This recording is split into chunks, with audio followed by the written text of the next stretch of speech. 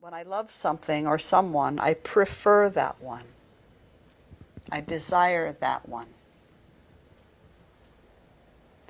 We might consider a definition from Brother David Steindl-Rast's book, Gratefulness, the Heart of Prayer. Long before we begin to reflect on love, long before we even learn to speak, we do love. We love our parents, our playmates, our pets, our toys. Passionate attraction hardly characterizes any of these relationships, nor does anyone take much notice of that love. It is like the air we breathe.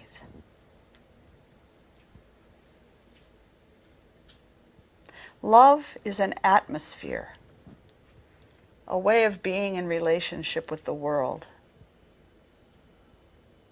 And what is this way of being that underlies every form of love that we experience? It is the experience of belonging. In every form that love takes, there is a yes to belonging.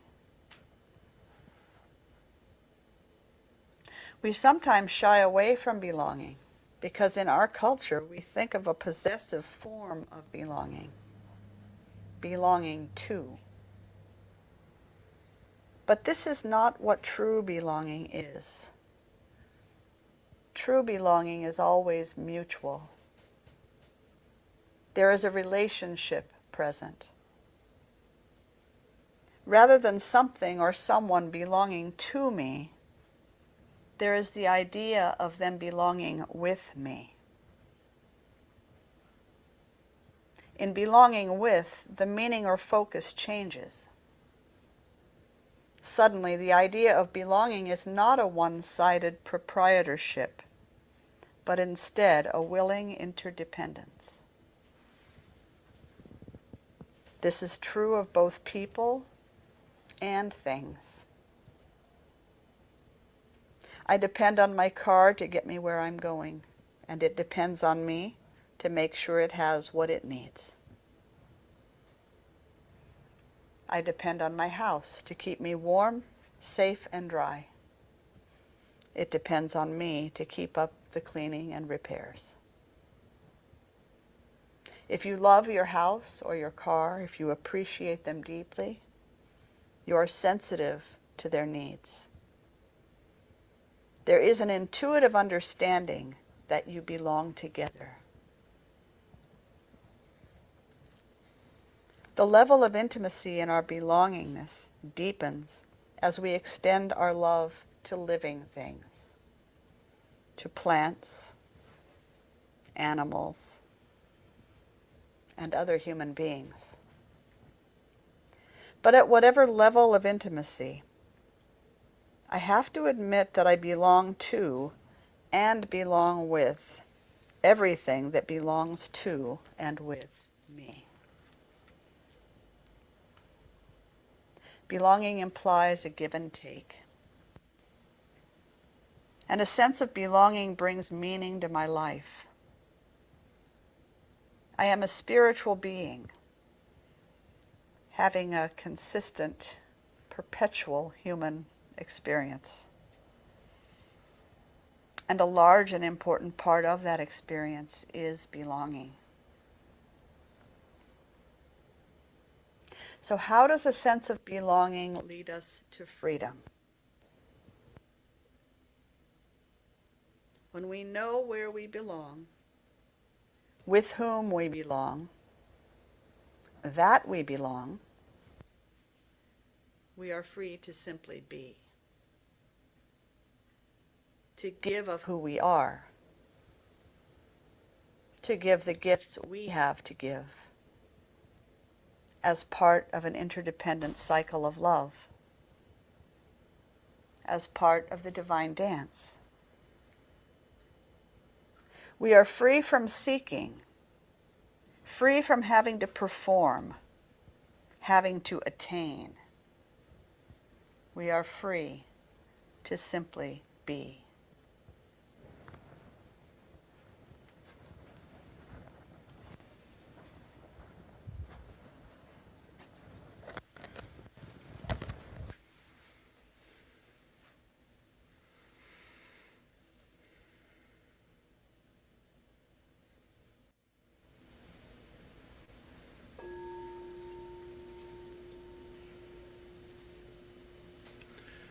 We have heard that the ultimate goal of the spiritual journey is liberation.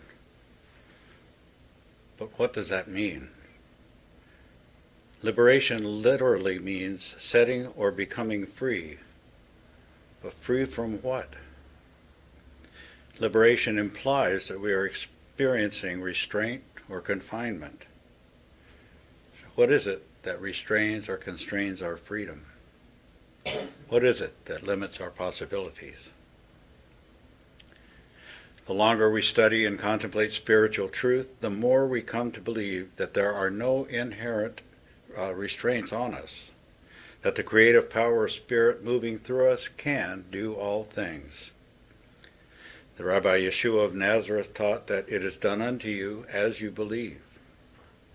Any limitations, then, must come from our own deep-seated beliefs.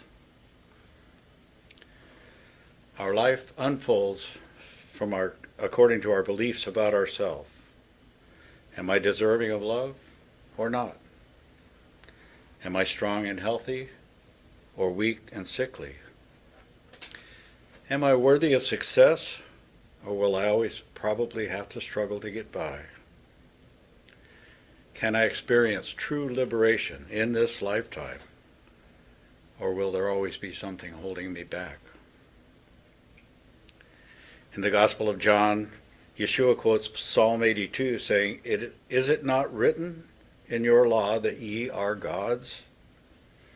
Divine creative power flows through each of us, but it is filtered through our beliefs, colored by our faith.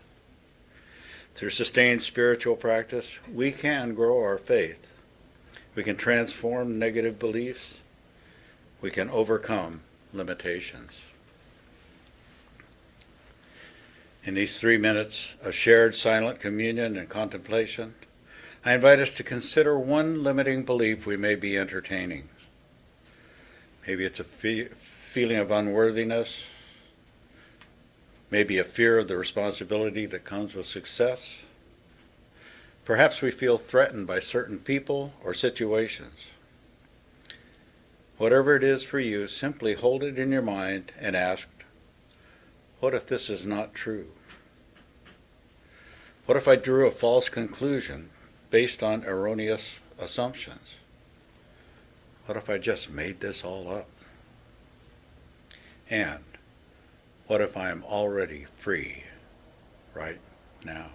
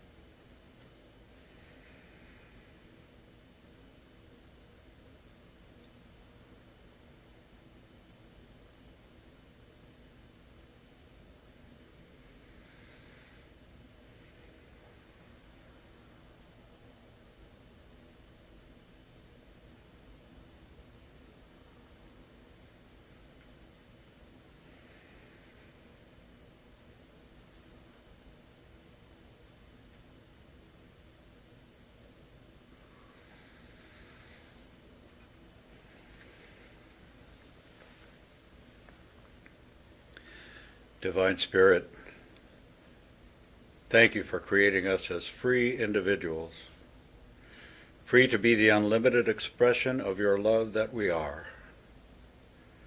Thank you for these blessed souls who worship with me in beloved community. I am so grateful to know that I am where I belong, with whom I belong, and that we are free to be. Prayer and meditation are powerful tools for transforming limiting beliefs and reclaiming our spiritual authority. They allow us to recognize our habitual thought patterns, and as we identify and clean out our subconscious filters, we can allow more good into our life and into the lives of those around us. With our hearts and minds open and receptive to Reverend Diana's continued inspiration this morning, we allow ourselves to be transformed, renewed, liberated. With deep gratitude for this mutual support, as together we discover what it means to truly be free to be.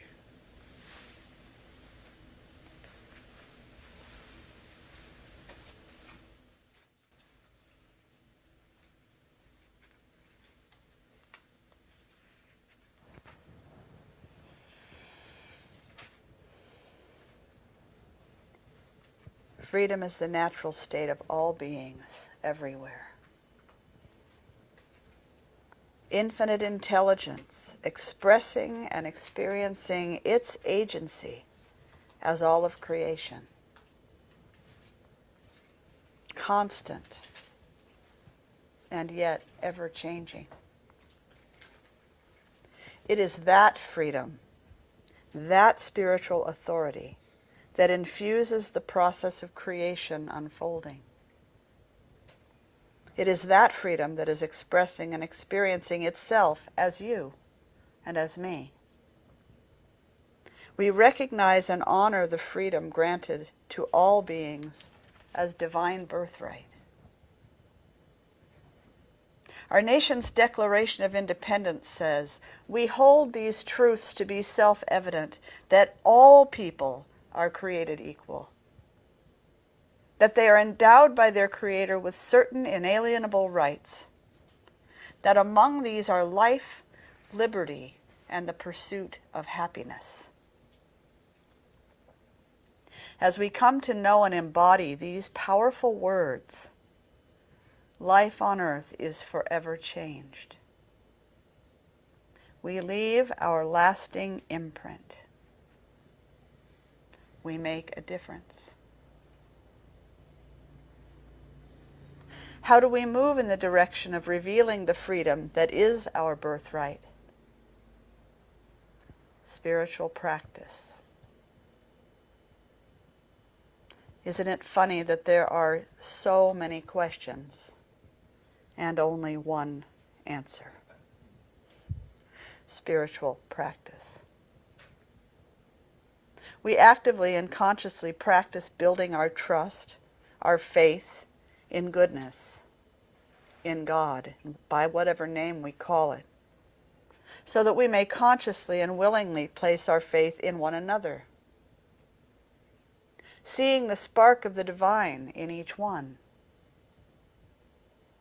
We are no longer engaging in acts of codependence, but from the place of interdependence.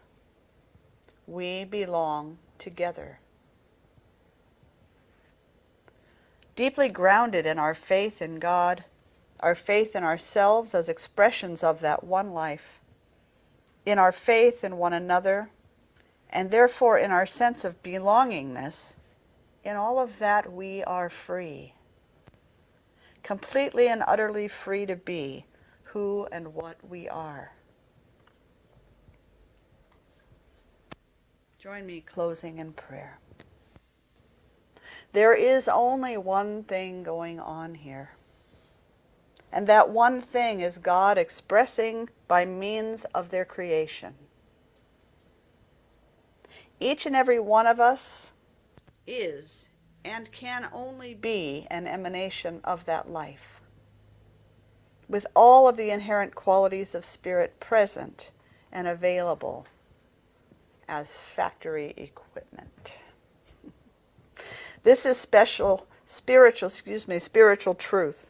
Nothing we can do will ever change it. What I can do is to learn to work with it constructively for my own benefit, growth and development, and that of my loved ones, for the benefit of my local community and my world. I can and do recognize my interdependence with all of life. I acknowledge my inherent freedom given me at birth. And I use this freedom to carefully choose my thoughts, words, and actions, my responses to whatever is appearing in my life. What a gift to be given such a freedom, to contribute to my own life story and the story of human history from here forward. I choose to wake up from the dream of separation and live my life as the irreplaceable strand that I am, offering my unique gifts in full faith that they are necessary, that they are received and appreciated.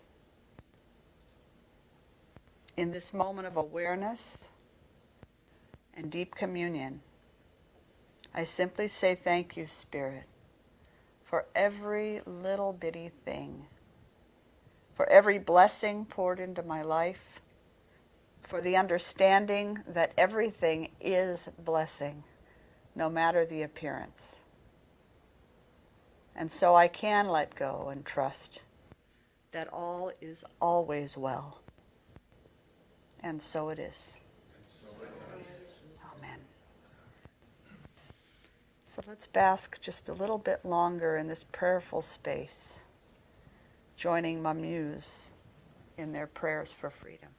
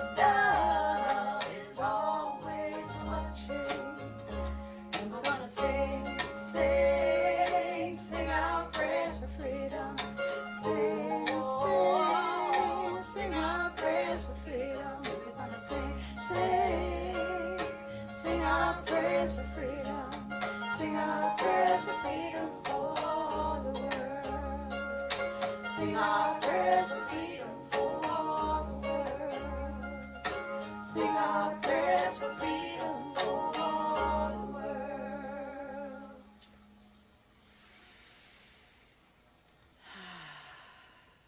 So many ways to pray. Sing our prayers for freedom. Live our prayers for freedom.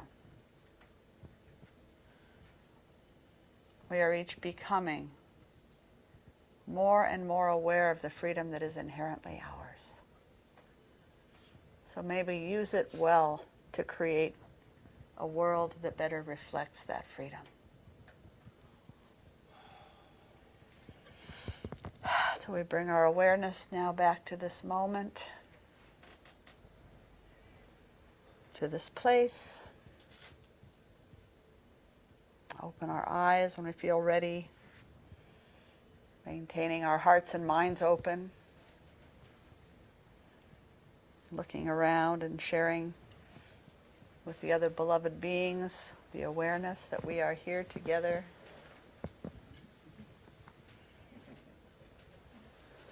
So as we prepare to close our Taizé this morning, we offer an opportunity for you to share of your financial good with the community. We are an independent organization, and we do depend on, receive, and so appreciate all of the contributions that are made here. It's by your generous gifts that we can continue to do the work of supporting you and supporting our greater community as well. So if you're joining us online today, you can go to mysticheart.org. You'll find a donate button, you'll find a Venmo QR code, you'll find a mailing address. You have many options. And we thank you in advance for your heartfelt donations and giving.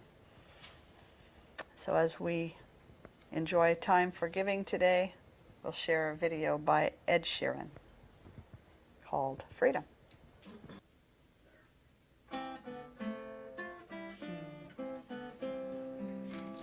May your soul always find what it's looking for. May your heart always lead the way. May you live in peace and harmony. And may love always fill your day. May your path be strewn with happiness. May success find you everywhere. May you always embrace compassion and grace, and may God always answer your prayer. May you always embrace compassion and grace, and may God always answer your prayer. God bless you. Thank you for being here this morning. If you'd like something warm to drink, help yourself. I'll see most of you, I hope, back for 10:30 conversation.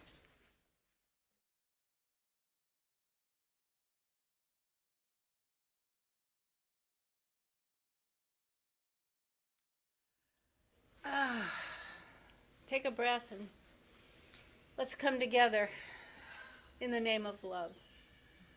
The Lord of love guiding and directing us always. I give thanks for each one here today, to share in that love, to share in conscious conversation about authenticity and the freedom to be authentic. And what does that mean? I love it. It'll be an interesting conversation. Lord, I look forward to the sharing with each and every one here. I give thanks for this beautiful day. I give thanks for this wonderful building. I give thanks for all that is welcome and sometimes even unwelcome, but I still give thanks. Knowing all that we experience is for our greatest and highest learning and outcomes to make us more spiritually connected to the Lord of love, enabling us to share and give tender mercies to one another. I close this prayer knowing it is done. I give thanks and gratitude for the creative process of love and law. And together we say, and so it is. Amen. Another beautiful reminder of who and whose we are. Thank you, Chris. Welcome or welcome back. Good to have you here this morning. If you're just joining us right now online, my name is Reverend Diana Johnson, and I'm the pastor and spiritual director for Mystic Heart Spiritual Center. We are an independent interfaith community, and we teach universal principles and practical spirituality. And we look at the common threads of truth that run through all the world's great traditions. So our job is to point you inward to your own wisdom, to that wisdom that lives within your own mystic heart. So we're going to get our conversation started with some upbeat music today. And if you were here at Taizé, you'll know we're having a little technical difficulties. So on the flip side of the song from last time, you'll find our new song for July. And there's more words to it than normal. We usually do very repetitious stuff, and while this is a little repetitious, you have to pay attention to the words. But you heard it in Taizé if you were here, Prayers for Freedom.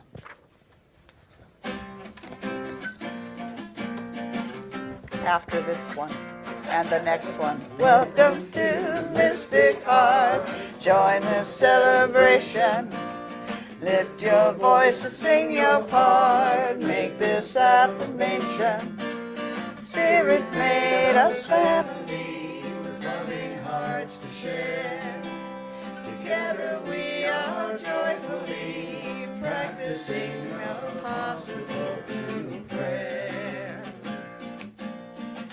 And everything's possible through prayer. Mystic Heart.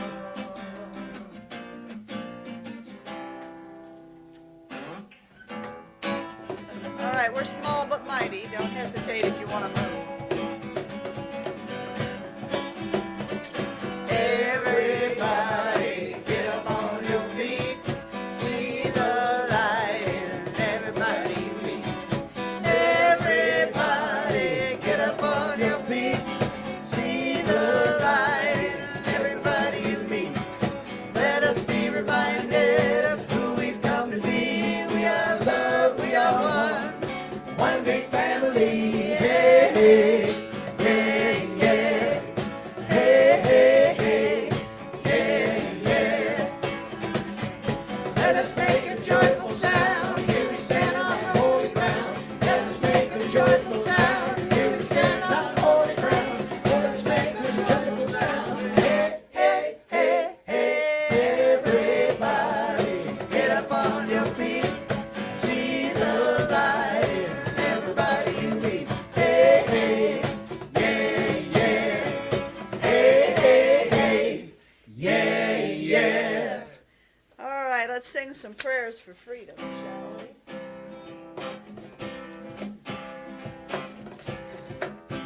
Ready? Okay.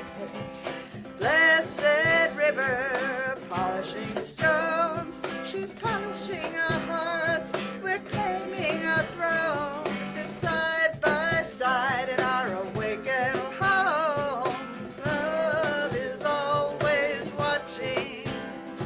Love is always watching.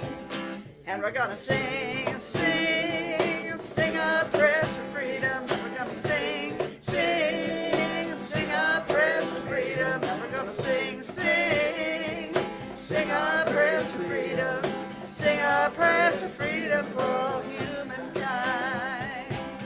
Our prayers for freedom for all humankind. Okay, next verse, here we go. Medicine giver, gentle spirit of the land. She's polishing our hearts in ways we do not understand. We walk side by side, offer both our hands. Love is always watching. Love is always watching. And we're gonna sing, sing, sing our prayers for freedom. We're gonna sing, sing, sing our prayers for freedom. We're gonna sing, sing, sing our prayers for freedom.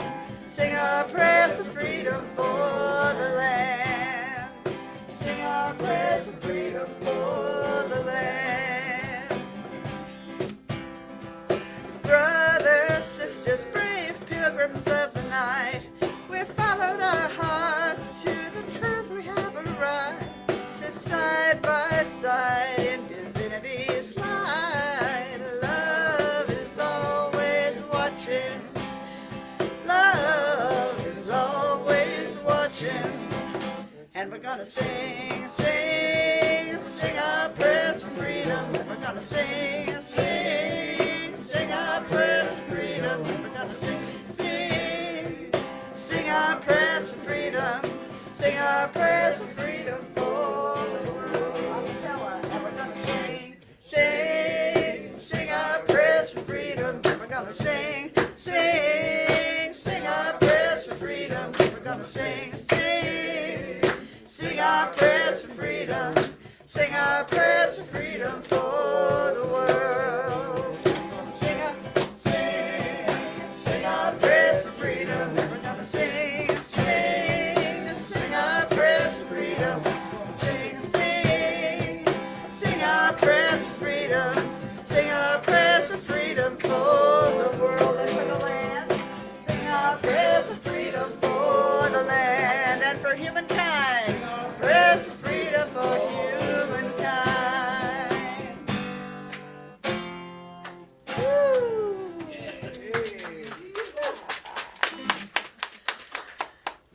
I said, yes, they can do a song with lots of words. Of course they can. They can do anything. At least it's not the monkeys. At least it's not the monkeys like last month. We did I'm a Believer last month. And then I saw your grace.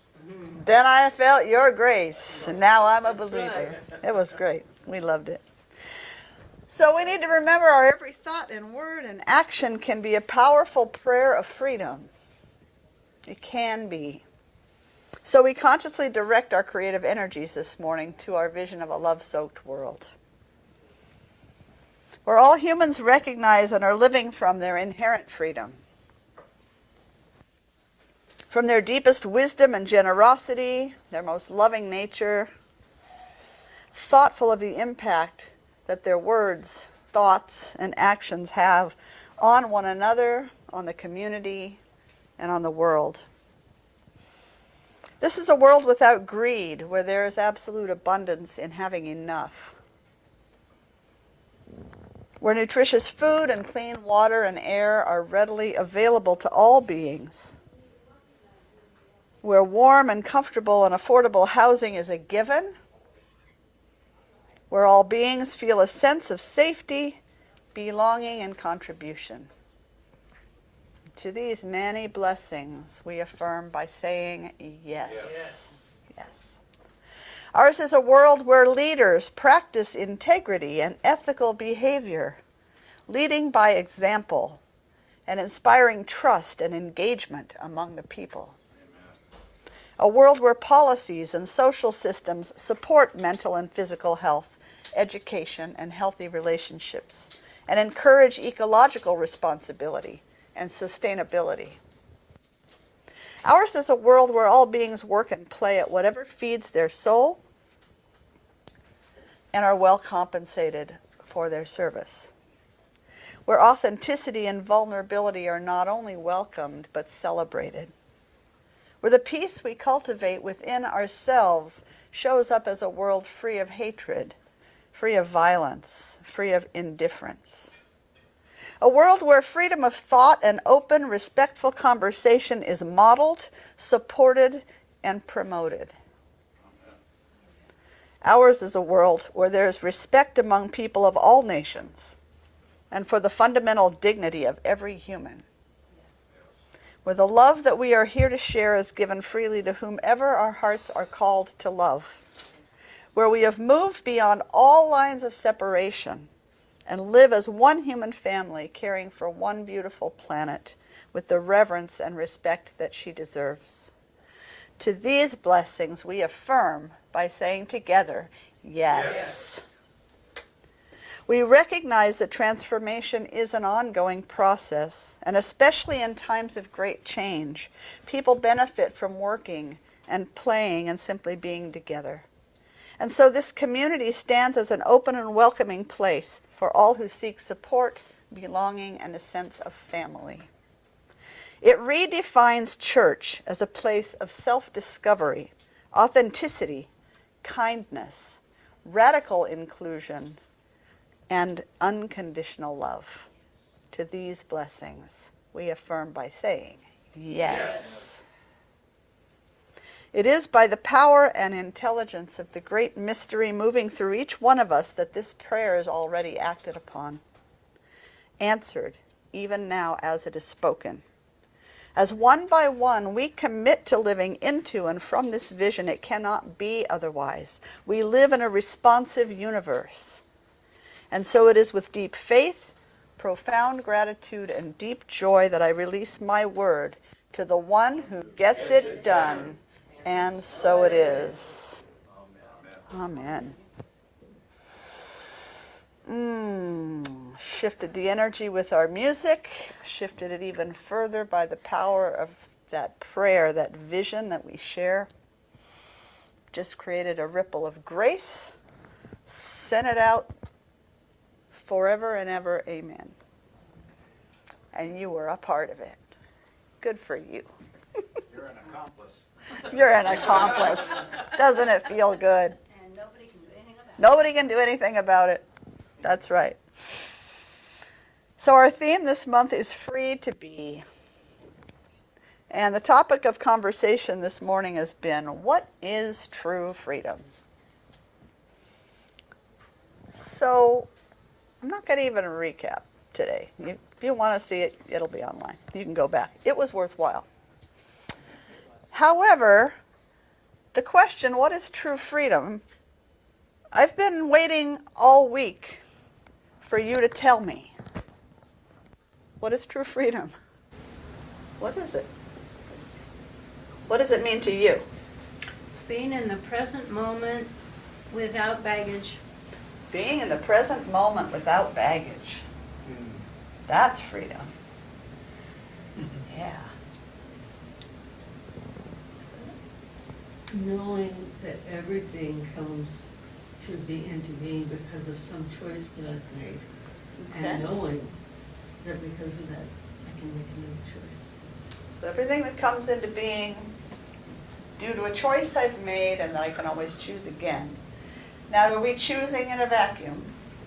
No. Everybody's choosing all at the same time. This is why sometimes we think we've made one choice and it shows up differently. So when that happens, especially if it's a way that we don't prefer, then where are we free or at choice? I am free about my own attitude. Okay. So as things are happening out in the world, they can happen whatever the way they want to. But I don't have to let that Right.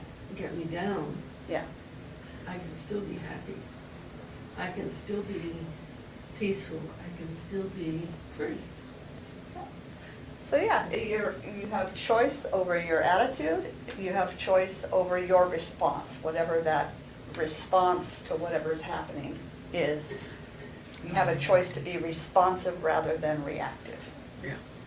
And I make those choices all the time. And we make those choices all the time. Chris? One of the things that I see and hear out there in the world, nobody here, of course, is that Never. true freedom means I can do whatever the hell I want to do, regardless of how it makes you feel, or Right. So, again, we're not living in a vacuum. We have a responsibility to uplift Right. other people. So Yeah. it's not license. It's freedom to make our unique contribution. Right.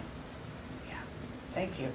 Chris. Adding on to that, it's understanding of belonging and the responsibilities inherent Right. in belonging.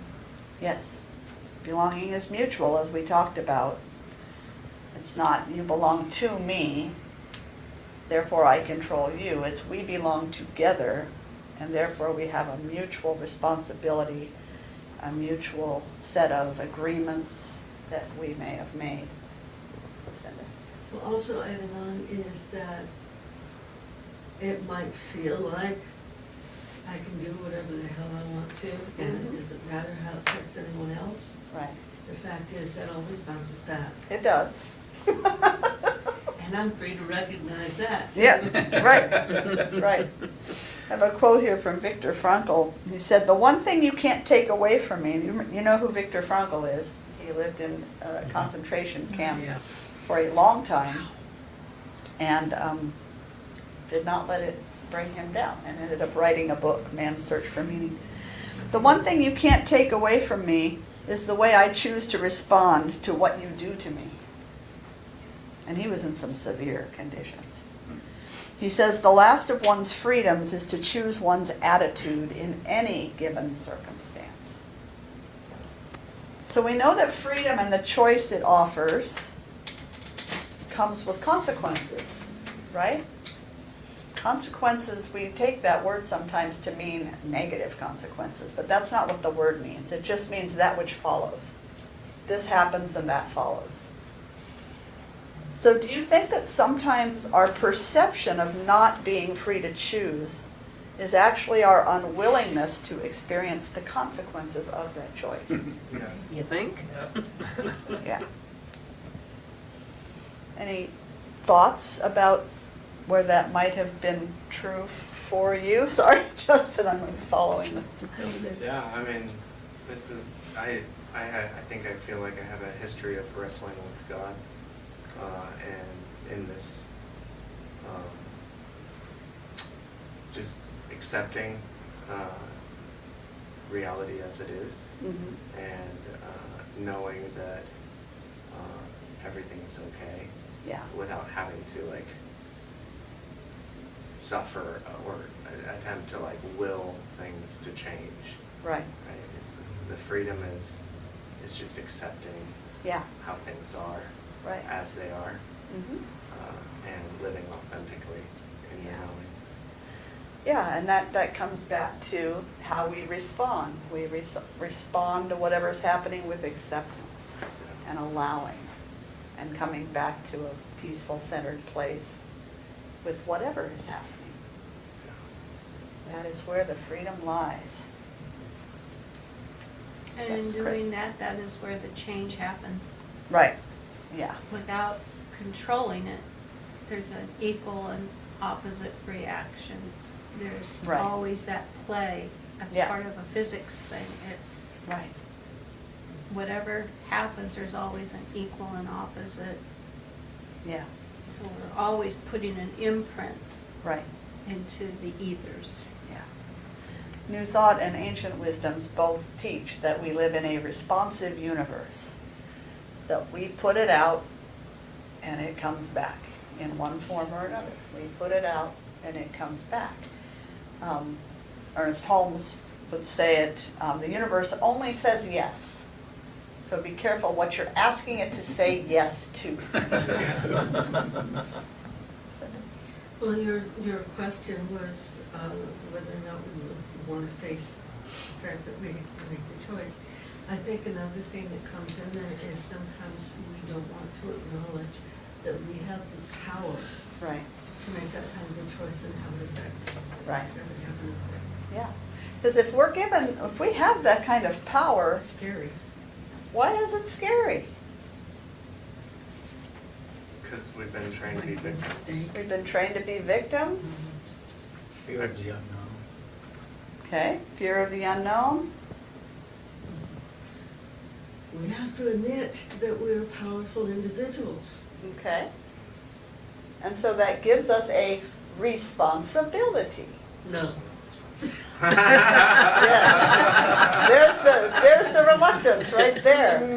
That's what we're all afraid of. With the power comes a responsibility to wield that power responsibly and lovingly and compassionately and truthfully and authentically. Meaning that I can't just go out and do whatever the heck I want. Meaning that I just can't go out and do whatever the heck I want. So that means that acronym you use, THINK, is really a demonstration of our responsibility in each moment. Yes. Think. Mhm. That's right. So it's Is it true? true. Thank you. I'm starting with T. It's okay. Is it true? Yes. Is it helpful? Is it helpful? Does it inspire or improve upon the silence? Is it necessary and is it kind? So those are the questions before your mouth opens. If you could go through those, we would probably all do this a lot less and do this a lot more. Or even the action, Right. Yeah. even the action Yeah. beyond a word, the Right. action we choose to take. Right, yeah. Even the thought, even within ourselves, is this true? Is this helpful? Does this improve upon my well-being? Right. Is it necessary? Is it kind? Even to myself, within myself. Justin? Yeah, and just to add, kindness to me though is not nice. No, it's not. It doesn't have to be nice, and two, No. it's also the no preference of sometimes it's kind to do something that other people would perceive as not nice. Right, And that is the consequence that we accept in knowing and being aligned. yeah, Because then sometimes we need to be, it's like there's this concept of wrathful compassion. So sometimes when you're aligned, it may look right. It may not look mean. nice. Yeah.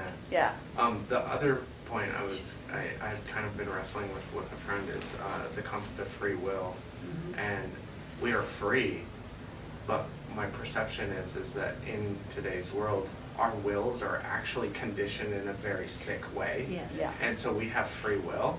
And so the concept of free will and like my current understanding is we almost take on too much personal responsibility because we did not create the world that we are conditioned into. We No. did not birth ourselves into this world. We didn't put ourselves into our families. Right. And we're working from the relativity that we are, you know, ultimately. there are yes, different and- belief yeah. systems on that, but that's another Sunday. But we're dealing with what we deal with, right? Right, And right, yeah. free will from the ultimate perspective, like if you ground into the knowing of the universe, like yes, absolutely, you can make a very informed, needful decision. Right, But we're all operating from where we're at. And my perspective is we're all doing the best we can. yeah, And so loving acceptance for what we always did the best we could. right. That's And- true. I believe that to be true. And we always are. Yeah. Yeah. And I think you make an important distinction there between free will and free choice. Because when I think of will, it's a very ego-centered, my will, my willfulness. Could be used my willingness as well. But the will comes from a more I want it my way place, whereas a choice for me feels more like, okay, this is before me, now I'm just making a choice as to how to respond. I guess for me, choice is more about my response. Will is more about making it happen a certain way. Just things to think about. So in the book You Are Here by Brother David Stendhal-Rast, in the key words section under freedom, he says this: when we think about freedom, we tend to focus on what hinders us from acting freely. We kind of jump into what hinders us. So what are some of the things that you think hinders you or us from acting freely? We already talked about societal conditioning, for sure. Yeah, I mean, I recently was in the Peace Garden in Shasta and I was meditating, and there, I think it's Manshuri, has a vase that's upside down. Mm-hmm. And it's like this aligning ourselves in spiritual practices. For me personally, I have accumulated a lot of knowledge through my life and wisdom. Right. But I've come to the place where the things that hinder me are the things that are still in the base. Yeah. They're the things that I'm still holding on to. Mm-hmm. And for me to truly be aligned, it's an emptying. Yeah. So that divine will can really fill Right. that vessel that is clean and open. Yeah. Divine will. I love that. I studied years ago Christian Larson, and he said his belief was that the only appropriate use of human will was to consciously align ourselves with divine will. That any other use of that will, set it aside, let it go. Its main purpose and function is to align with divine will. Chris and then Chris. It's important to remember, though, that he's not talking about God as a personality. No. God's will as in you No. will do what I No. say and you will like it. No. You know, it's not that sort of, it's the divine will is what's the highest and best and most Right. affirming for everybody. Right. Yeah. Thank you. I have nothing more, that was what I was That was going to it. do. Do we understand what it means? Right. To be in Yeah. or aligned with divine will? Yeah. Because our notion of what God is needs to be examined. Yes. Yeah. So in alignment with what is truly highest and best for all, and there is a highest and best for all. If we're spiritually one, it cannot, it's a spiritual impossibility that something can be best for me and not good for you in the absolute sense. Just, Yeah, and it's like recently too, like, been learning about different densities of frequencies and how we tend to operate in the third and fifth density. And this like knowingness is actually at the 13th Mhm. level, and how like meditation allows us to settle into this like Right. deep quantum field. Mhm. And yeah, it's quite interesting that many on the planet are making their decisions and they're in this victim mentality, but only operating at such a coarse level Right. of awareness. yeah. And it's, you know, why are things happening, right? Right. Because we're like, in many ways, indoctrinated to be at this very Yeah. coarse level of awareness. Yeah. But given these very strong esoteric teachings to say free will and all these things, it's like, but you also don't see. Right. You don't see the whole picture. Right. So you can say you're free and you can say you're saved, and until you can see from the top of the mountain, Right. you know. Because the purpose of all of that practice and meditation isn't to just have blissful experiences sitting on the cushion. The purpose is to adjust your own frequency and understanding and open your own heart so that then you can take that greater understanding back into the world in practice. So you can be someone operating from a higher frequency in a more loving and compassionate way. That's what it's for. It's not just for, oh, I was blissed out for a week and, you know, whatever. I mean, that's all lovely. It's a wonderful experience. I'm not knocking it, but it has a purpose. It's like, yeah, Be the blessing. be the blessing. So he goes on to say, I'm going to repeat the first part of the statement and then add something to it. When we think about freedom, we tend to focus on what hinders us from acting freely. It may be helpful to distinguish between freedom from and freedom for. So what's the difference between being free from something and being free for something? Chris? Freedom from something means you're under some sort of limitation or restraint or constraint. Okay. Free for something just means I can do this thing that's calling me. Okay. Yeah. So free from means I no longer am restrained by this limitation of whatever form. Free for means I'm open and available. One frees you, the other moves you forward. In the beginning of that, I would like to say that free flow means that I have released Okay? Yeah. and that I am free to accept new. But I think it's important for us to remember that we need to do the work first Right. and releasing. And sometimes that means looking pretty deeply into what do I get from this? What thing in order to let it go. Yeah. And if we're still, there's nothing wrong with going through, you know, what am I getting for, you know, what am I get for this practice? How am I benefiting? Right. But as long as we're still wrapped in what am I getting out of it, we're still stuck in me. And we're not yet moving into I'm free for, I'm available to look outside of myself to serve something other than myself. And one of the things I would see myself releasing is fear. Well, yeah, yeah. That way I can accept that, but, you know, we go back to the power thing. that sometimes we're so afraid of accepting that we have that power. Right. And that's the thing that's going on for me. Am I capable? I have to let go of the fear that I'm not enough. I have to let go of the fear that I can't. Can't shouldn't even exist in my vocabulary. Before I can step forward and say yes, Right. fully. And in addition, I think, to am I capable, am I willing? Because sometimes we use am I Yes. capable, am I deserving as our ongoing life story Yeah. so that we don't have to step in and make ourselves fully available. That's the fear too. Yeah. Money? This phrasing from verses 4 is speaking to me of looking at the problem and potentially that coming up as still feeling those feelings, whether it's like a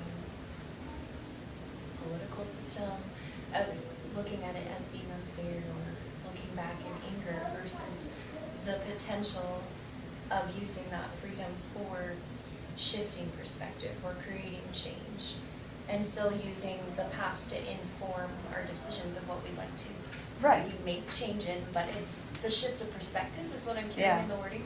Yeah. Yeah, I think that's a really nice way to put it. Shifting perspective. Justin? For me, it's bringing up identity. Mhm.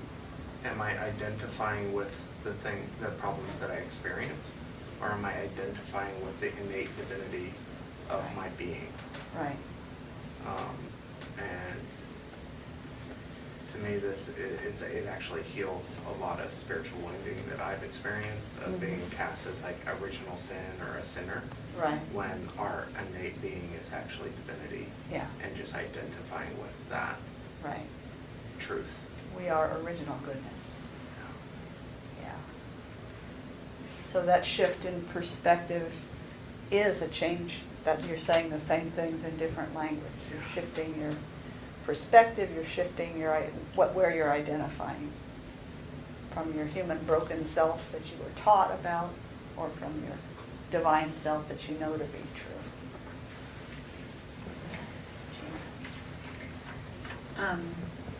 I am talking about what you had said about finding, why are you afraid of, no, that's not what you said. You said, why do you not, what are you afraid of when you're saying, when you're trying to work on yourself? So I think I am afraid of being responsible, being the responsible one Right. who is responsible for the things that I'm doing. That is a fear that Yes. I have, and if you can let go of that fear and just realize that you're the only one who can do it, you're responsible for you. Right. That's a scary thing. Yeah. You don't, especially if you're not, somebody who's in charge of other people, or whatever, but Right. being responsible for you Yeah. is a scary thing. Right. Because when it goes awry, there's nowhere else to turn but here, right? Exactly. It's like, uh-oh, that didn't go the way I expected it to or wanted it to. Yeah. Oh, I better sit with that again, Yeah. Yeah. Justin. I was recently talking to someone in a cafe, and they were talking about the original cell in the body that connects us to spirit. Uh-huh. And it's like, we're never alone. No. We're divinely connected. And it's like Right. in those moments that where it's like it all crashes down on our head, Yeah. we're not alone. No. And I think it was here when there was the poem that was the walking in the sand, that there was two Yeah. footsteps, and when there was Right. only one footstep, it's like in the times where we fall, Yeah. the universe picks us up Right. and holds us, so that responsibility is actually liberating, because Right. it's like who are we reliant on? Are we Yeah. reliant on humans? They're just inherently like not Right. like so strong, or are we, like Yeah. divinely connected and held and free to embody that, because Right. it's so much more powerful. Oh, yeah. It makes it much easier to release that fear of the responsibility if we can turn it over and say, it is the spirit within me. Yeah. When I let go and release to a higher knowing and trust the wisdom that's flowing through me, then that becomes my responsiveness. And that's what's responsible for the outcome. It's when I get in the way with my human Yeah. brain and I start trying to process how I think it should look. Yeah. That's where I get in trouble. In our religious experience, and I'll speak only from mine, we were not taught to seek our internal wisdom. Right. We were taught to accept what we were told. Yeah. Authority. Authority Outright. outside of ourselves. Right. And Jesus never talked about the authority outside No. of ourselves. He was always talking about seek your internal knowing and Right. authority. And if you were to act from that, you're free Yeah. and make good, healthy choices for the greatest and highest good, not only for yourself, but those in which you're in relationship with. Right. Yeah. And my experience has been that when sometimes expressing and taking my responsibility for myself, others get a little cranky. Yeah. They get a little cranky because you're not predictable now. Right. And we have to let go of our desire to have them not be cranky. See, and that And is just something. let them be cranky. Yes, Let and them that take is responsibility something for I that. am having to really work with. Right. And it takes a lot of energy. Yeah. Yes, it does. Cheryl? Realizing about freedom. My husband's 90 years old. He doesn't have dementia yet. He's slow, but he chooses not to eat. Mm-hmm. He's perfectly happy. What I had to do is, I have the freedom to choose to let that go. Right. And I'm still working on it. And just to remind myself, I'm responsible in a way of his care, but I'm not responsible for his choice. Right. Right. Is that right? Yes. Yes. And, Yes. and it's hard. another thing, he chose not to have surgery, and so he can live the way he is, and that's his choice, and I allowed that to go, let it go, Yeah. and not be in control. Right. And so, the one thing I am in control, that I forgot to ask for prayers here, his daughter has breast cancer. And I asked her if she wanted me to tell him, and I said, well, you know what? He's happy, he's 90, he doesn't need to know anything right now. I'm hoping I'm making the right choice, Yeah. because she went along with it. And so, that's a hard one for me, Yeah. for him right now at this point. Right. And so, but learning how I have to let him make his choice and to let that go. Right. And accept Yeah. his choices. And Yeah. accept his choices. That's a hard one. It's a very hard one. I have lots of experience with Yes, that. I know you do. Yeah, so. Yeah. Justin? I just want to go back to what Chris was saying, like, honestly, that's what led me to this community. Mm-hmm. And it's really amazing that we have this, because anywhere else, what we're talking about in many ways is heretical. Right. And for generations, people were burned and killed. Right. And wiped off the planet. Absolutely. Because they did not go outside and they did not surrender to the authorities that were created in Rome Right. thousands of years ago to dilute and enslave seekers Yeah. with the words of Yeshua. Yeah. And so, yeah, I really just Yeah. like gratitude for this space Right. that we can have this, and even if we have cognitive dissonance for the truth that we're hearing that kind of Yeah. hits that, that's safe. Yeah, Yeah. it is. It's a safe space. I really believe that Yeshua, the Jewish people were calling him to be a political leader as well as a religious leader.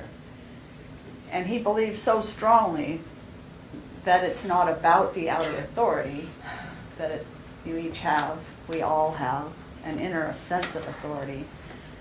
He was not in the least bit interested in being a political leader of any kind, or even really a spiritual leader. He wanted to show people how to find their own authority, how to make direct connection with Source, each one in their own way. If you read the ascribed teachings, whether you read them as factual and literal, or whether you read them as mythological, really doesn't matter. The character that he was attempting to lead the people inward to their own deeper truth. There was nothing in there about authority outside of oneself, which the way it's been twisted, I won't go there, but yeah. Beyond that, it's what was chosen to be accepted into the codification, into the Bible, Right, that was intended to be coercive because it would challenge the authority. And if you have free thinkers, you cannot control. that's right, that's right. You can't control free thinkers. They don't tithe. No. I didn't hear that, I'm sorry. They don't tithe. They don't tithe. They don't pay into your holy empire. There you go. Yeah. In any Money is way, power. shape, or form. They do not feel they need your salvation, and therefore I don't need to give you my Right. money. And I can challenge you. And I Right. can challenge you, and woe Yeah. to those that challenge. Right. And that points to the sorts of givingness that we have here, because the reality is that we have a building to pay for. But people give from a sense of appreciation for the space and the interaction and the safety it affords and the sense of family it brings. Those things, not because there's any authority here telling us what to do. Get Bob real quick and then Chris. Yeah, through the years, I felt like coming from an early Catholic background and the guilt, like my mom's theory was I was baptized, but that was only 2 months old. Right. And I had no choice. Right. And anyway, and then that's part of a long story, which I consider now was like a ball and chain with a cable, being a former mechanic, a picture, a cable with many threads. Yeah. So 4 years with classes and finding out, like from Reverend James, kept saying, and you and Chris kept saying that God wouldn't create duality. Right. Why would he create the devil? Kind of double things to create. So Right. that kind of gives me freedom to cut some more cables, take some more classes, and There we go. look forward to being in the present, Yeah. which is freedom to me. Beautiful. Thank you. Yeah. Chris, Netta? I don't know. It's gone. It's It's okay. Marsh?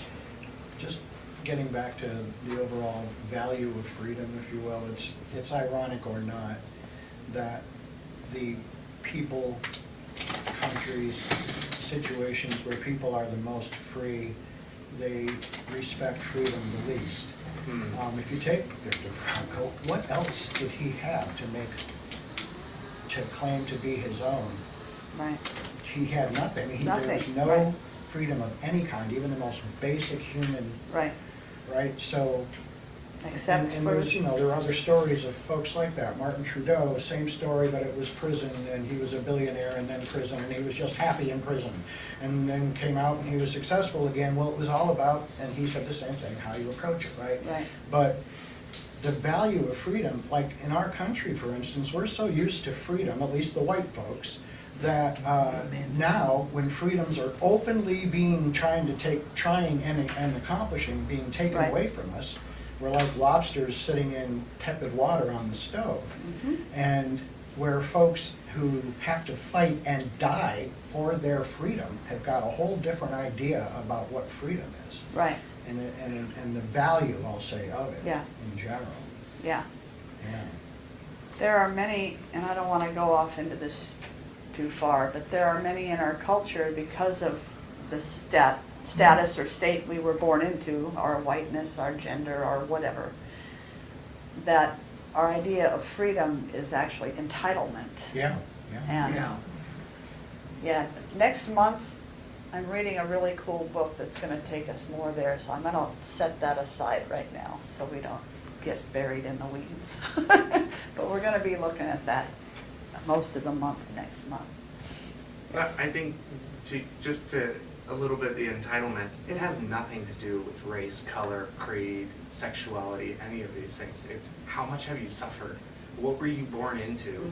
And I think, and this is something that I just have recently had some relationships actually die because of very dogmatic thinking. Right, Everybody's suffering is real. It does not matter based on your immutable characteristics.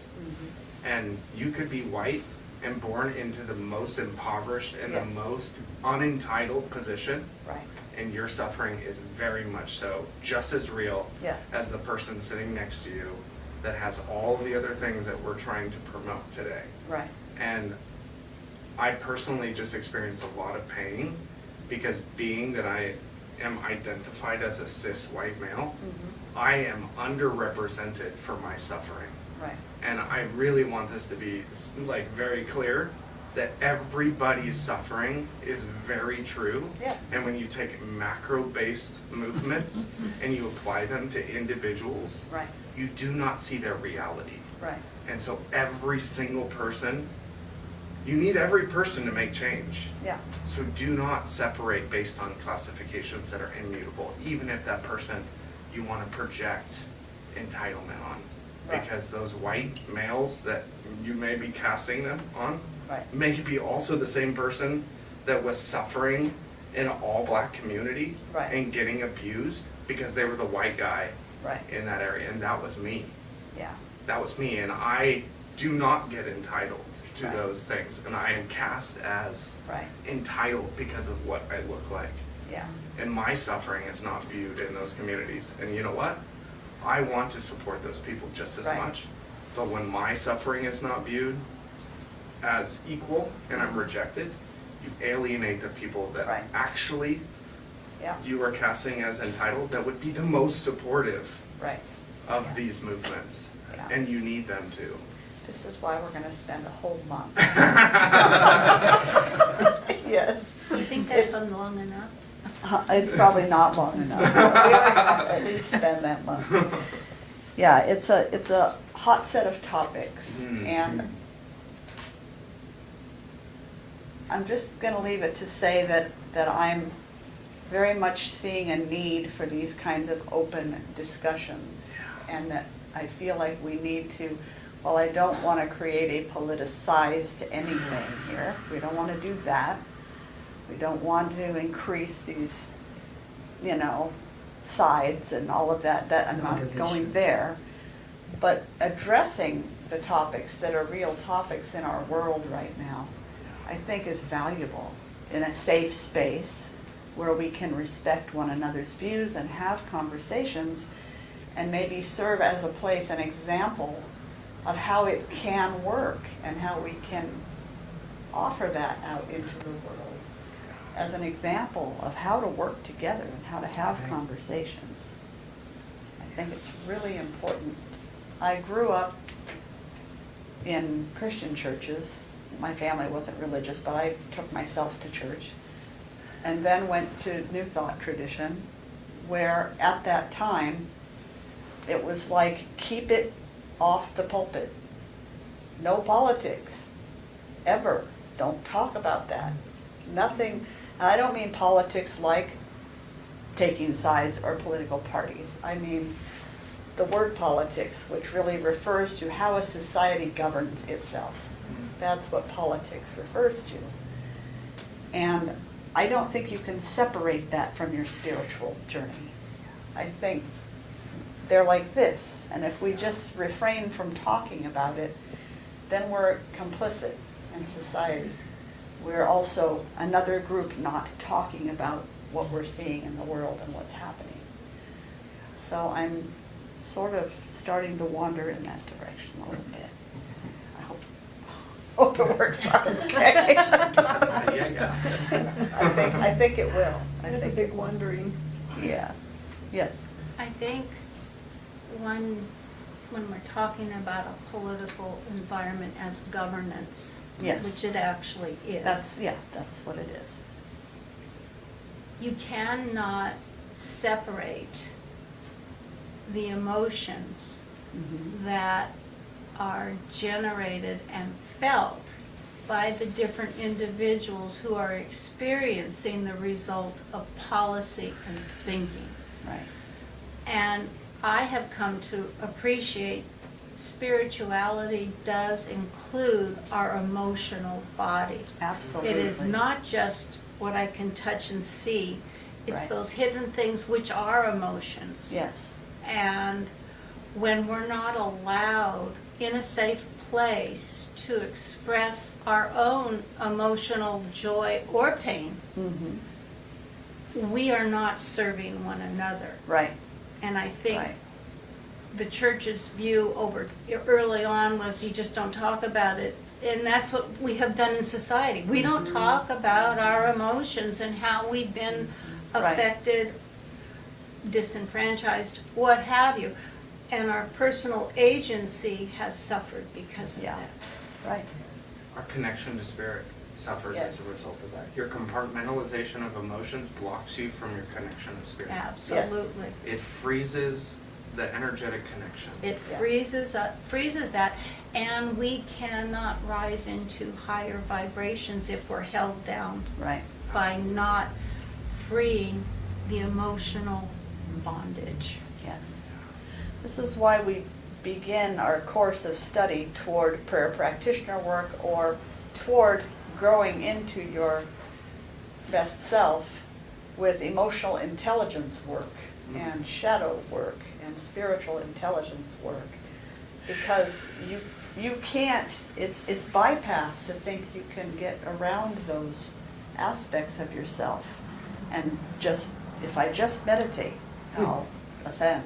You know, you have this humanity to work with, and it includes all of those pieces. Chris?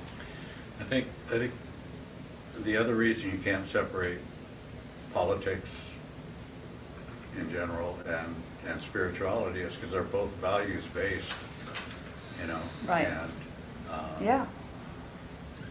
you know, if the way you're acting out in the world with society,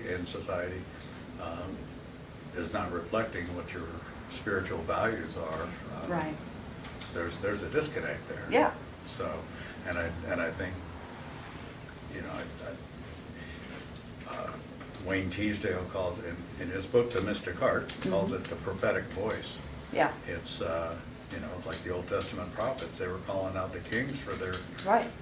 bad policies, and they're not taking care of the widows and orphans, and, you know, it's just, when you see injustice, which is, when you see injustice, you gotta call it out. Right. And that's a lot of what this book I've been looking at is talking about. It's like, it isn't even responsible to remain silent. Exactly. It's just not spiritually responsible to remain silent in the face of injustice. It doesn't mean you have to go march in the streets, or that you have certainly not to approach it with any kind of destructive energy, but to simply call it out what you're seeing, and then be willing to take some kind of a step toward doing what you can do to make change. He had his hand up first. Who he? Chris. I No. thought he just, yeah. Okay. just talked. Well, I thought that was occurring to me is that we talk a lot about how everything happens in the mind of God, and about how each and every one of us is God in living form, experiencing life as each one of us. And part of that needs to be that I am free and open about what my experience is, and the other part needs to be that I'm seeing that other people see that, and that we all go through that. Because there's growth available and even on both sides of Right. that. Every being is an Absolutely. expression of the divine, no matter the color, the genders, of Sometimes we forget whatever, that. the status they're built or born into, all spirit in form. And so, yes, we need to be seen, but we also need to see. Yes. We need to see one another for who and where we are and where we've been and what we've experienced. And I To think that build sometimes we understanding. forget and we get lost in that. Right. Yeah. And so some are not seeing or are feeling not seen. Right. But as a human being, as a soul having a human experience, it's my responsibility to see that. Right. Yeah. Justin. Yeah, actually, in the speech that I had, it actually made a key difference in that we're speaking about humanitarian-based issues, and they're universally experienced, Right. and it only becomes decisive when it becomes political, because that divides. Mhm. Whereas, like, we're really going to the root of it. We're talking about humanitarian Right. issues and suffering. Right. And it's not political, it's just been politicized Yeah. That- to divide That's individuals. how, we misuse words as our problem. We call it all political, and political just refers to the governance. In what ways do we use to govern ourselves? Politicized is what creates size and, Yeah. me versus them. I mean, it's English. I mean, Right. English is really an insufficient language to do this nuance. Right. It Yeah. really is, a very easy to be misunderstood in a Right. context-sensitive language like English, because Yeah. it's just so imprecise. It is. We The talk, language of duality. It is. yeah, it is. We talk often about, love in English. What? I love my spouse, I love my son, I love my dog, I love pizza, I love daffodils. Come on, I mean, can't we have many words for many, experiences? But we don't. We actually do, we just don't put the work in to learn them. Yeah, The English language is profound if you spend time with it. right, That's all I have to say. okay. I was going to add on to that, it's also, we assume we understand a definition. Right, And that's why I appreciate yeah, let's look at what the actual word Right. means. And we're a little bit lazy sometimes, we don't take that Right. time because I already know it. yeah, Well, maybe we don't.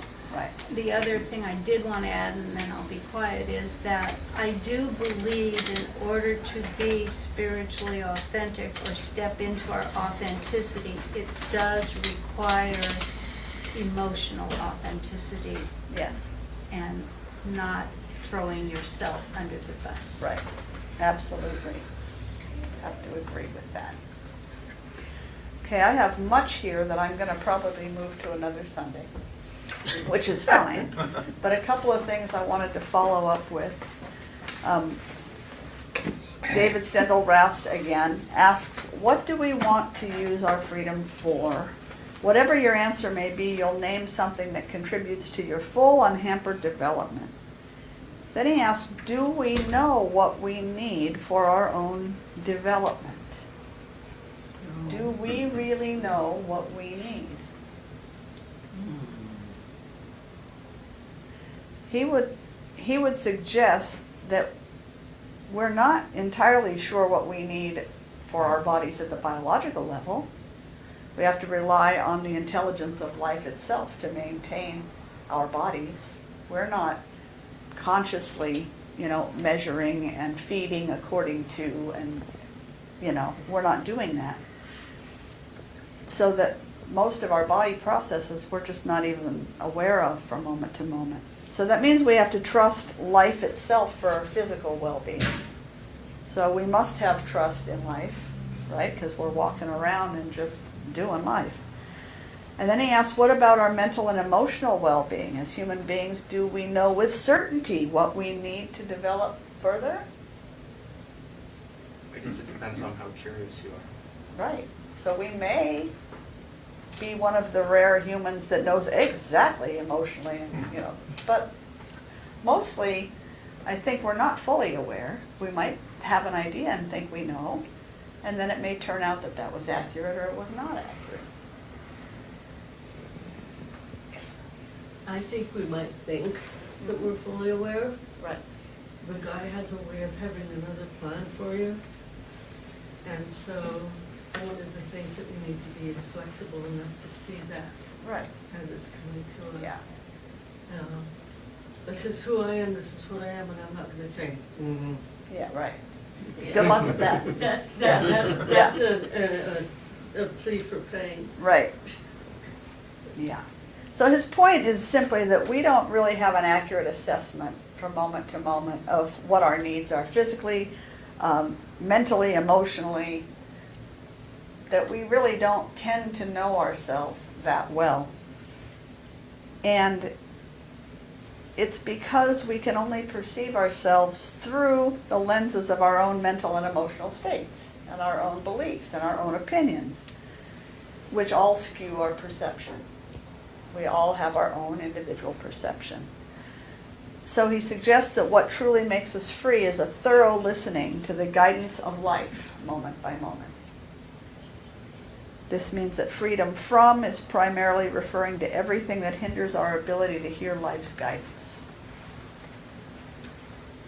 And I would like to suggest that no matter what we think is blocking us, it is grounded in fear rather than in truth. Any limitation, there's some kind of fear in there somewhere. So let's see, I'm jumping, and I think I'm going to save this whole next section for another Sunday, because it's long. So are there any other thoughts? Anything that wants to be shared right now? Yeah, I think just going back to what you were just talking about, I'd say that the times that I experienced samadhi, it was transcendental wisdom that knew everything. There was like no mind that knew it. Like our Right. minds cannot hold the Yeah. capacity of knowing. And so that word of knowing and knowledge, like the true knowing, even of the Buddha or Christ or all of that, is transcendental. It's so much beyond Right. the capacity of the mind. Yeah. And it's the unknowing, it's the presence, Right. and just the being in this state that knows Yeah. and directs. Yeah, I think that there's a huge divide between knowledge and knowing. Knowledge is really centered in our heads, and then maybe partially somatically in our experience. We come to know things. More like we come to experience them and see them as true based on that. Whereas this knowing, it's definitely not that. It's something that, I don't know, I always go to my gut, because that's where my knowing seems to be centered. And it moves, it's my heart and my gut kind of combined. We tend to want to use knowledge and forget that knowledge is all brain. And that when we say mind is not all brain. Mind connects all of, the gut, the heart, the brain. It's all working together with even maybe subtle bodies that are out beyond what we can see. Vagus nerve connected to all the organs. Right, yeah. So when we say mind and we mean brain, we're right there, we're not even being accurate with our language. April? Good morning. Good morning. Good morning.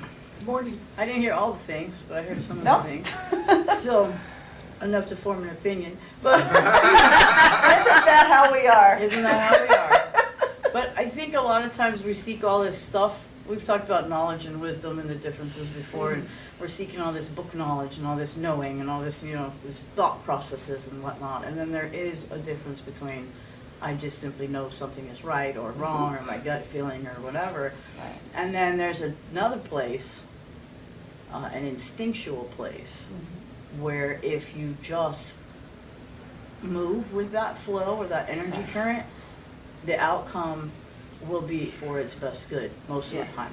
Yeah. But that requires us to cultivate a relationship with that deeper part of ourselves, to Right. trust it, to move with it, to act. And most of the reason why I don't die is because I trust that. So there is like what we call driver knowing. Uh-huh. At work we do, that's the best way I can put that, because there's a thing inside of you that knows this car is gonna pull out. There's Yeah. that thing inside of you that knows this guy's not gonna stop. That they're coming and they're gonna cut me off. And there's this thing, and if you don't trust it, if you don't act upon what you Right. know, then terrible consequences take place. Yeah. And we see it on video all the time. And the drivers, we just kind of like know right before it happens Uh-huh. to hit the brake or to do something. Yeah. And that's like, people say if you have problems with trust, think about the fact that you drive on the road. Right. You trust everyone to stop when that light turns red. Right. You trust them to stop at a stop sign. You're trusting them to stay in their lane. That is like the ultimate act of trusting another human being, is just getting out on the road in your Right. car. Especially the freeway. Especially the freeway. If you're going to Anderson, just forget it. And,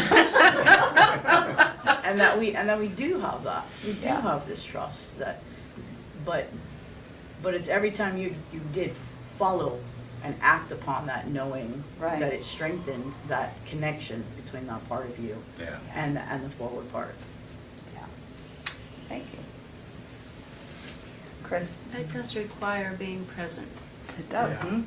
It does. Hard to do require- that. Being present at that moment to sense what that car Mhm. looks, that knowing that you get, but you have to be awake, Right. because you could miss the signals. Yeah. That's And we right. do sometimes miss the signals. Mhm. All the time. Any other thoughts that are Or wanting to resist be them. shared right now? Okay, I'm gonna close. Barb, is that your hand? No, no. Okay, it just it's like, moved I don't want my- to do it. She's fixing her hair. She's thinking. All right. So I'm going to close in prayer. We have a lovely lunch awaiting us. So there is only one all that is. I personally call it God. Call it by whatever name. Really makes little difference. But it is that one life, that one source expressing and experiencing itself as all of life, as all of creation. It's the one that I know as source, as intelligence, as wisdom, as love and compassion and freedom. It is this one that infuses every aspect of my being and at the same time surrounds me so that I can come to know myself as divine human. An expression of God forever swimming in the sea of God. There's nothing else. And this is true for every human. This is true for every being. Each of us brings a unique set of qualities and gifts. And each one is being called to dance more gracefully with all the other God beings. Some of these we call humans, some we call two-leggeds and four-leggeds, some we call plants, some we call rocks, soil, fire, and water. No matter the form, we're being called to acknowledge and live from our inherent sense of belonging and interconnectedness.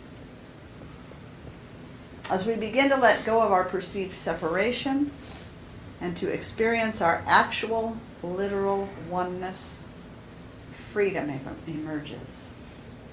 Each of us free to express and share our gifts, each of us free to pursue life and liberty and a true sense of happiness.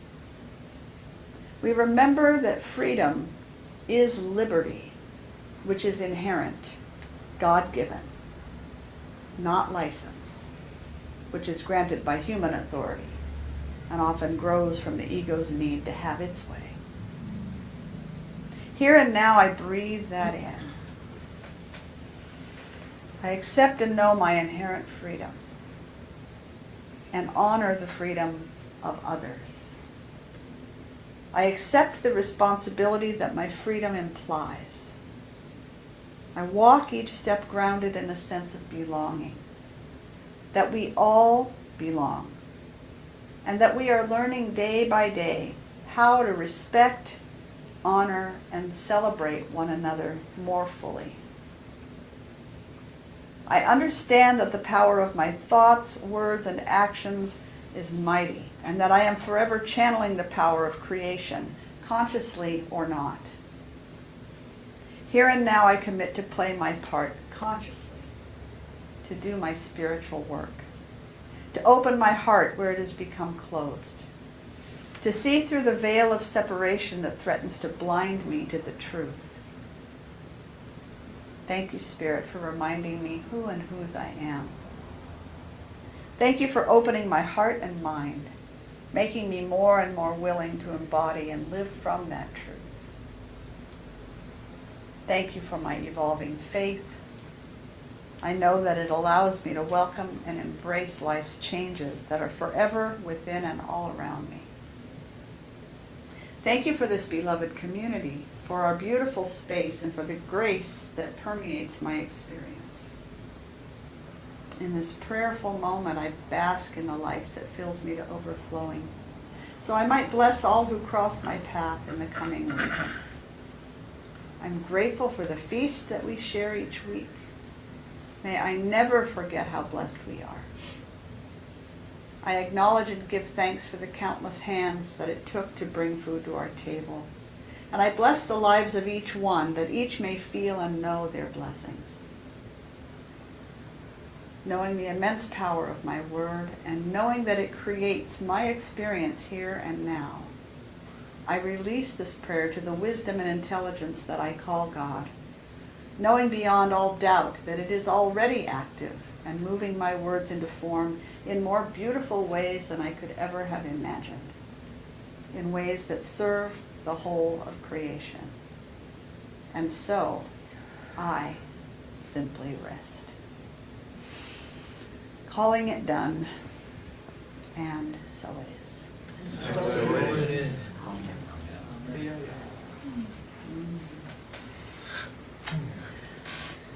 Take a moment to come on back in awareness. Acknowledge these beautiful beings. It's so great to have this space and this conversation every week.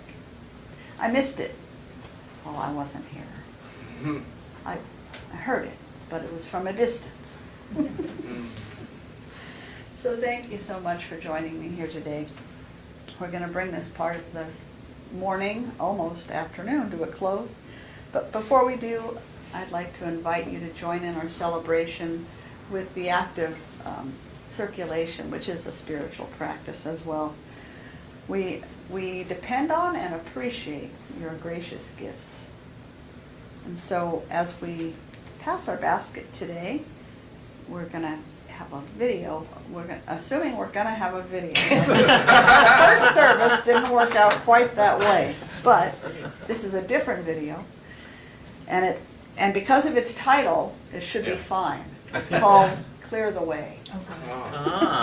Okay. The formal name of Ganesh is Ganapate. And if you want to incite Ganapate, Ganesh, and in order to clear your path, whatever is going on, you would recite it's Om Gam Ganapate Namaha. Om Gam Ganapate Namaha. So, I used to lead trips in India every year, several times a year, and now My wife Noah and I we lead trips in Thailand. But back when I was leading trips in India, I was on the infamous tour bus. And I wrote this song called Clear the Way in honor of Ganapati. And the chant is Om Gam Ganapati Namaha, Om Gam Ganapati Namaha, Om Gam Ganapati Namaha, Om. Yeah, that's it. You got to do that with some style, some funk. Yeah, so that's right. This is called Clear the Way. So you can think about something in your life that you'd like to see a clearer path, perhaps, an easier path. This song could do it. Love will wait for us. Hop on the Let Go bus and cruise down the road. Clear your head from your mind, find an inner shrine, and bathe in the light. Namaha, Om Gam Ganapati Namaha, Om Gam Ganapati Namaha, Om Gam Ganapati Namaha, Om Gam Ganapati Namaha, Om Gam Ganapati Namaha, Om Gam Ganapati Namaha, Om. Now follow me. Clear the way, clear the way. Oh, yeah. Show me the way.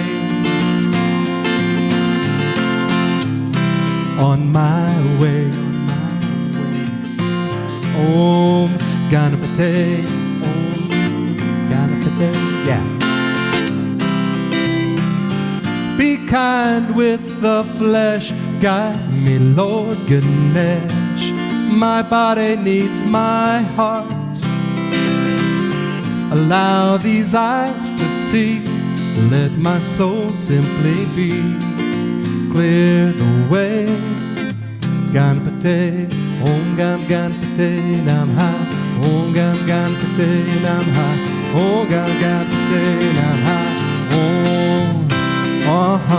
Om Gam Ganapati Namaha, Om Gam Ganapati Namaha, Om Gam Ganapati Namaha, Om.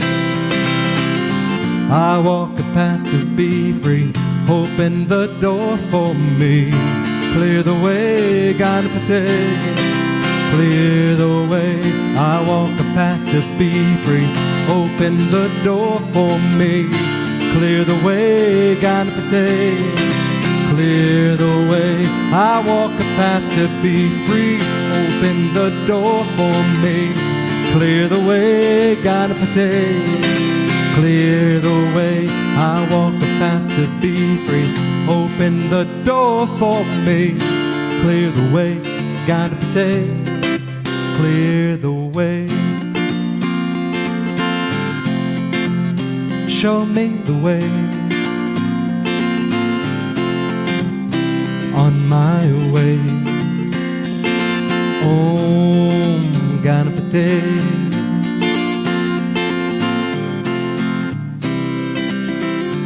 Remove all my mess, free me, Lord Ganesh. Tame my monkey mind. Take from my heart this pain, release me from these chains. Om Ganapati Namaha, Om Gam Ganapati Namaha, Om Gam Ganapati Namaha, Om Gam Ganapati Namaha, Om Gam Ganapati Namaha, Om Gam Ganapati Namaha, Om Gam Ganapati Namaha, Om.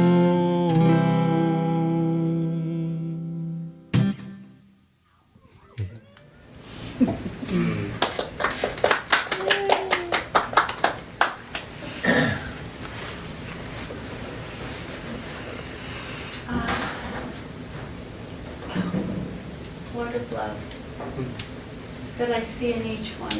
Our mics are over Oh, there. I'm in the wrong place. It's okay, again. just because we want you to be heard. Oh my God. Maybe we do. Oh, God, Lord of love. The Lord of love that's in each one of us and around us, enfolding us, guiding us on our way. I give thanks for not only the monetary gifts, but your time, your wisdom, the treasure you are to each one of us and to me. I give thanks. And you can all trust that the stewardship of the financial treasure, as well as our volunteering in the community, extending out, is well stewarded. I am grateful that this is a wonderful, safe place to unlearn and relearn and to think and to grow without fear. I am grateful for the ability to be emotionally authentic, paving the way for us to be more authentic in our interactions with one another. So I give thanks. And Lord of love, I know this prayer is answered and is always unfolding, and we keep growing, loving, and learning, and I give thanks, and I release this into your hands to bring us closer to you. And together we say, and so it is. Amen.